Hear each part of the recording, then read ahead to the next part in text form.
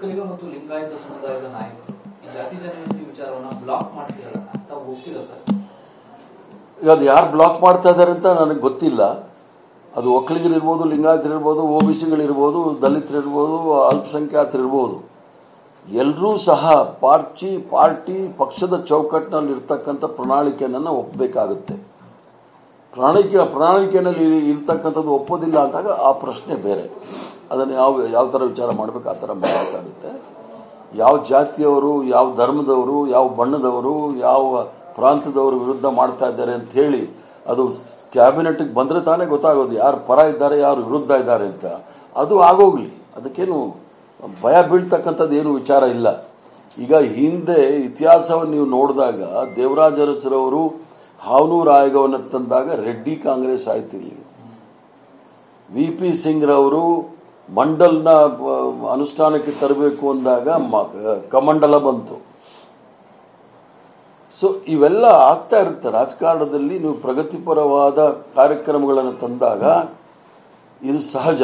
1969ನೇ ಇಸ್ವಿಯಲ್ಲಿ ಇಂದಿರಾ ಗಾಂಧಿಯವರು ಬ್ಯಾಂಕ್ ರಾಷ್ಟ್ರೀಕರಣ ಮತ್ತು ಭೂಸುಧಾರಣೆ ಕಾನೂನು ಮತ್ತು ರಾಜಧನ ರದ್ದು ಮಾಡೋ ಸಂದರ್ಭದಲ್ಲೂ ಸಹ ಪಕ್ಷ ಇಬ್ಬಾಗ ಆಗುತ್ತೆ ಮೊರಾರ್ಜಿ ದೇಸಾಯಿರವರ ನೇತೃತ್ವದಲ್ಲಿ. ಆದ್ರಿಂದ ರಾಷ್ಟ್ರದ ಹಿತದೃಷ್ಟಿಯಿಂದ ನೀವು ತೆಗೆದುಕೊಂಡಾಗ ಸ್ವತಂತ್ರ ಬಂದಾಗ ಅದು ಅಷ್ಟು ಎಲ್ರಿಗೂ ಸಹ ಸ್ವತಂತ್ರ ಸಿಕ್ಕಿದಂತೆಲ್ಲ ಅಂಬೇಡ್ಕರ್ ಅವರು ಹೇಳಿದ್ರಲ್ಲ, ಸಾಮಾಜಿಕ ಸ್ವಾತಂತ್ರ್ಯ ಸಿಕ್ಕಿದಾಗ ಮಾತ್ರ, ಈಗ ರಾಜಕೀಯ ಸ್ವಾತಂತ್ರ್ಯ ಸಿಕ್ಕಿದೆ, ಸಾಮಾಜಿಕ ಮತ್ತು ಆರ್ಥಿಕ ಸ್ವಾತಂತ್ರ್ಯ ಸಿಕ್ಕಿದಾಗ ಮಾತ್ರ ಸಮಾಜದಲ್ಲಿರ್ತಕ್ಕಂಥ ಕಟ್ಟಕಡೆಯ ವ್ಯಕ್ತಿಗೂ ಸಹ ಸರ್ಕಾರದ ಸೌಲಭ್ಯಗಳು, ಸೌಕರ್ಯಗಳು, ಅನುಕೂಲಗಳು ಸಿಗುತ್ತೆ ಅನ್ನೋದು ಅವ್ರು ಹೇಳಿರ್ತಕ್ಕಂಥದ್ದು. ಮಹಾತ್ಮ ಗಾಂಧಿಯವರು ಅದೇ ಹೇಳಿದ್ದಾರೆ. ಆದ್ರಿಂದ ಅದನ್ನ ಬರಬೇಕಾದ್ರೆ ಇದು ಕಾಂಗ್ರೆಸ್ ಪಕ್ಷ ಯಾವುದೋ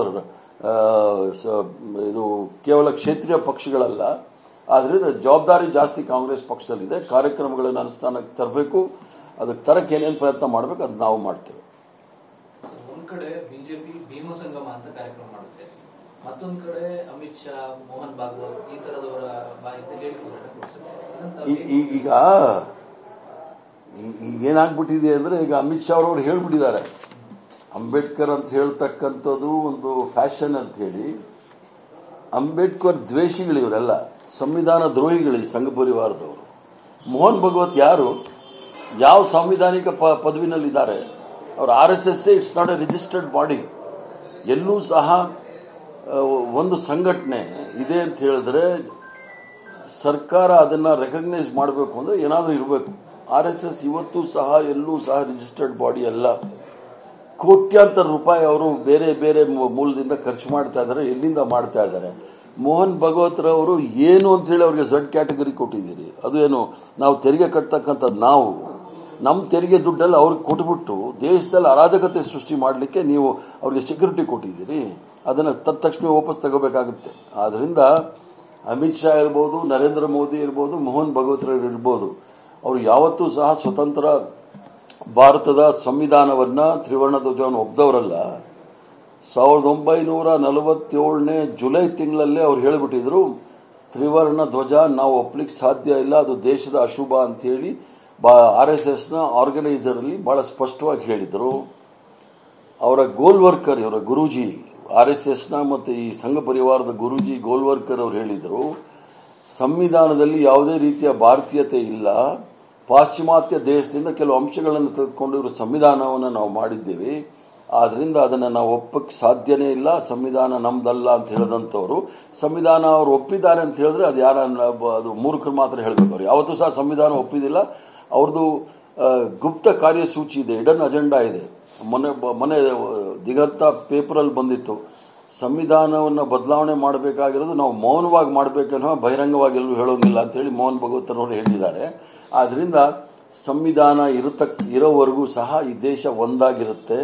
ಯಾವತ್ತು ಸಂವಿಧಾನ ಇಲ್ಲ ಅಂದಾಗ ಈ ದೇಶ ಮೊದಲೇನಿತ್ತು 17 ಪ್ರಾಂತ್ಯಗಳು, 562 ರಾಜ ಮಹಾರಾಜರ ತರ ಈ ದೇಶ, ಅದಕ್ಕೆ ಇವರು ಕಾರಣಕರ್ತರಾಗ್ತಾರೆ.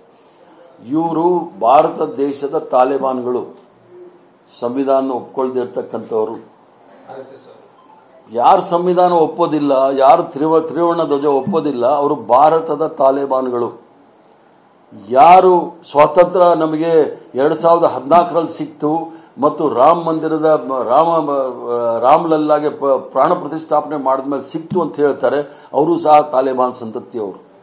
ಆದ್ರಿಂದ ಇವರಿಂದ ದೇಶ ಏನೂ ಸಹ ನಿರೀಕ್ಷೆ ಮಾಡಲಿಕ್ಕೆ ಆಗೋದಿಲ್ಲ.